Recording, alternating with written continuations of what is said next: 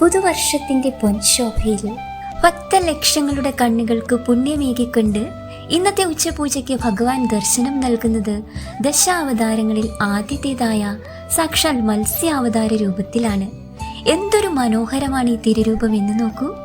അരയ്ക്ക് താഴേക്ക് സമുദ്ര രാജാവിനെ പോലെ തിളങ്ങുന്ന മത്സ്യത്തിന്റെ രൂപം, എന്നാൽ അരയ്ക്ക് മുകളിലേക്ക് കാരുണ്യത്തിന്റെ നിറകുടമായ സാക്ഷാൽ മഹാപ്രഭു. ഭഗവാന്റെ ഈ അപൂർവ അലങ്കാരം കണ്ടു തൊഴാൻ തന്നെ എന്ത് ഭംഗിയാണെന്നോ. ആ തൃക്കൈകളിലേക്ക് ഒന്ന് ശ്രദ്ധിക്കും. ഭക്തർക്ക് അനുഗ്രഹം ചൊരിയുന്ന വലത് തൃക്കൈയിൽ വിടർന്ന ഒരു താമരപ്പൂവ് മനോഹരമായി പിടിച്ചിരിക്കുന്നു. ലോകത്തിന്റെ ഐശ്വര്യത്തെ മുഴുവൻ ആ താമരപ്പൂവിലൂടെ ഭഗവാൻ നമ്മളിലേക്ക് എത്തിക്കുന്നത് പോലെ തോന്നും. അറിവാകുന്ന ആ താമരപ്പൂവ് ഭഗവാൻ നമുക്കായി നീട്ടിപ്പിടിച്ചിരിക്കുകയാണ്. പേടിക്കേണ്ട, ഞാൻ കൂടെയുണ്ട് എന്ന് പറയുന്നത് പോലെ.